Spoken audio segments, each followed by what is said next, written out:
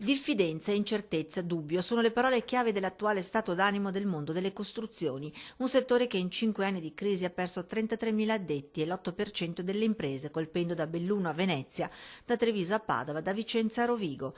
Nessuna provincia è rimasta indenne. L'anno nero in assoluto è stato il 2013, con una riduzione degli investimenti del 7%. In 5 anni il Veneto ha perso un quarto del mercato. La crisi è continua, in sostanza non abbiamo per ora segnali di inversione di tendenza.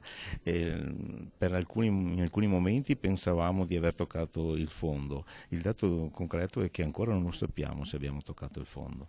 L'indagine di mercato realizzata da Edilcassa mette in evidenza come la dinamica più negativa l'ha fatta segnare la nuova costruzione, in caduta dall'11,7%, mentre la performance positiva c'era il settore del recupero, visto come la nuova frontiera. Il tutto grazie a due strumenti importanti, ma serve di più. Le agevolazioni fiscali, il piano casa introdotto dalla Regione, sono cose che vanno benissimo, abbiamo bisogno che vengano rese certe. Dunque il contestato piano casa della Regione da parte di diversi comuni di fatto ha calmierato gli effetti negativi della crisi. 72.000 domande presentate nel solo 2013, di queste ne sono state accolte 63.350 ed ha messo in circolo 2,6 miliardi di investimenti. Per ogni intervento si parla di una spesa media di 40.000 euro. Il piano casa ha dato ottimi risultati, ne sta dando ancora.